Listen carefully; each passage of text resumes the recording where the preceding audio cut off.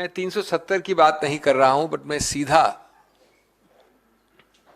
एक मुद्दा उठा रहा हूं कि कैसे खत्म किया है लोकतंत्र और कैसा बना दिया है हाल। कब करेगी भाजपा जम्मू कश्मीर में लोकतंत्र का बहाल? ये सीधा एक मुद्दा है। कब तक आप रिमोट कंट्रोल सरकार चलाना चाहते हैं? आज 2014 के बाद वहां चुनाव नहीं हुए हैं जम्मू एंड कश्मीर में। 2018 के बाद 5 साल से जब चुनाव ड्यू थे नहीं हुए हैं। तो मैं ये मुद्दा उठाना चाहता हूं कि democracy not autocracy is the demand of every citizen of Jammu and Kashmir. Jammu and Kashmir has been run by a selected government for almost or over half a decade, not by an elected government. Why the BJP is afraid of an elected government? एक अजीब विरोधाभास है इस निर्णय में। निर्णय उच्चतम न्यायालय का है, हम सब नतमस्तक हैं इसके नीचे, लेकिन हमारा हक है नागरिक के हैसियत से आपके समक्ष स्टेटहुड के मुद्दे पे एक विरोधाभास बताना।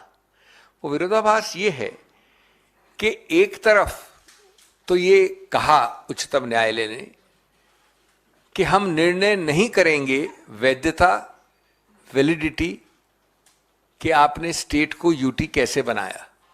स्पष्ट एक्सप्रेसली कहा है कि हम ये मुद्दा खुला छोड़ रहे हैं। हम ये निर्णय नहीं कर रहे हैं कि ये संवैधानिक रूप से वैध है या अवैध है कि आपने एक प्रदेश को यूटी बनाया। और दूसरी तरफ ये विरोधाभास है, बहुत गंभीर संवैधानिक विरोधाभास है। उन्होंने कहा कि जो आपने लद्दाख को प्रदेश से यूटी बनाया वो वैध है। अब मैं इस पे तकनीकी बात नहीं कर रहा हूं, मैं एक विरोधाभास बता रहा हूं। संविधान के अनुच्छेद 3 में आप किसी प्रदेश के एक हिस्से को यूनियन टेरिटरी बना सकते हैं। एक प्रदेश के कुछ हिस्से को 2 प्रदेश बना सकते हैं, 3 प्रदेश बना सकते हैं। लेकिन एक कंडीशन है अनुच्छेद 3 में कि कुछ न कुछ भाग उसका प्रदेश रहना चाहिए। वो यूटी पूरा नहीं बना सकते आप। अब इस निर्णय में जो विरोधाभास है वो ये है कि आपने पूरे इलाके को यूटी बना दिया, 2 अलग अलग यूटीज, और एक यूटी के बारे में आपने कहा कि हम ये निर्णय अभी नहीं कर रहे हैं क्योंकि हमको आश्वासन मिला है कि निकट भविष्य में ये प्रदेश बन जाएगा वापस जम्मू और कश्मीर। और दूसरे के बारे में कहा कि हम होल्ड कर रहे हैं कि ये वैध है। तो जब तक एक हिस्सा इस बड़े इलाके का प्रदेश नहीं है, जहां की लोकतंत्र गणतंत्र प्रदेश का है, तब तक अनुच्छेद 3 के अंतर्गत भी यह वैध नहीं हो सकता। यह एक बड़ा गंभीर एक विरोधाभास कह लीजिए, संवैधानिक गलती जो दिख रही है निर्णय में। दूसरा, एक तरफ तो सरकार के आश्वासन को माना गया है और दूसरी तरफ उस आश्वासन के आधार पर सितंबर अगले वर्ष की तिथि दी गई है जिससे पहले चुनाव करने हैं। लेकिन उन चुनाव के पहले यह डिसाइड नहीं किया कि आज तो वहां प्रदेश है ही नहीं। जो सितंबर वाले चुनाव की हम बात कर रहे हैं वो प्रादेशिक चुनाव है, यूटी चुनाव की बात नहीं हो सकती। तो एक ऐसी तिथि दी गई है आश्वासन के आधार पे कि चुनाव होंगे स्टेट की तौर पे, प्रदेश की तौर पे। लेकिन आज इस निर्णय किया है कि हम निर्णय नहीं करेंगे।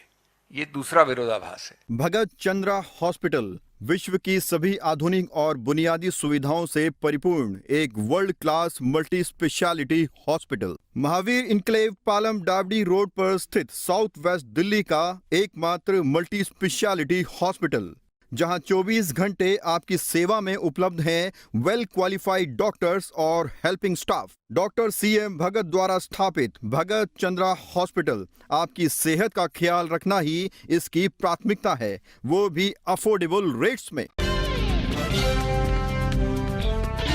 हम ये पूछते हैं सीधा कि आप इसको कब तक, इतने समय तक, आप तो उच्चतम न्यायालय की हियरिंग के दौरान भी इसको घोषित कर सकते थे प्रदेश बना सकते थे। कब तक रिमोट कंट्रोल सरकार चलाना चाहते हैं? क्यों रिमोट कंट्रोल सरकार चलाना चाहते हैं? किस बात से आप डरते हैं? और इसको उस संदर्भ में देखना है कि जो आर्थिक इंडिकेटर्स हैं उस प्रदेश के, मैं सिर्फ आपको 3 आंकड़े दूंगा। मेरे साथ एक बहुत ही विश्व प्रसिद्ध आर्थिक शास्त्री भी बैठे हैं, अर्थशास्त्री भी बैठे हैं, लेकिन 3 आंकड़े हैं कि वहां का बेरोजगारी का दर 18.3% है और राष्ट्रीय एवरेज औसतन है 8%। अगर आप इस 18% बेरोजगारी को और ध्यान से देखें तो अर्बन जो है, शहरों में, वहां पर एक छोटे अल्पायु के एज ग्रुप में 30% है, 30%, 29.8%, और महिलाओं में 51% है अर्बन एरियाज में। तो ये आप अपनी डुगी बजाते रहते हैं हमेशा, ये सच्चाई है। और आप लोकतांत्रिक सभी इंपल्सेस को घुटा रहे हैं, वहां पर चलने नहीं दे रहे हैं।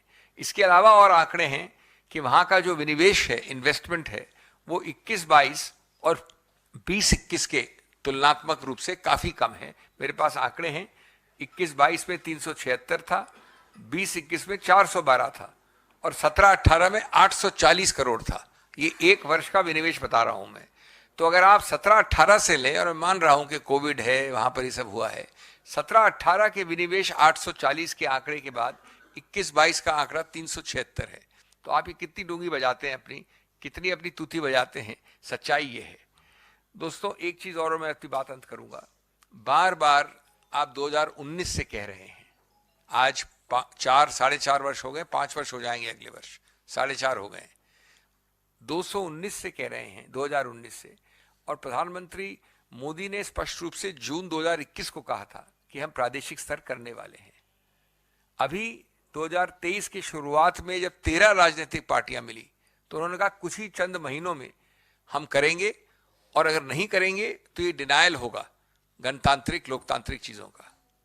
उच्चतम न्यायालय ने लिखा है इस निर्णय में, आज वाले निर्णय में, I quote, direct elections to the legislative assemblies, which is one of the paramount features of representative democracy in India, cannot be put on hold until statehood is restored.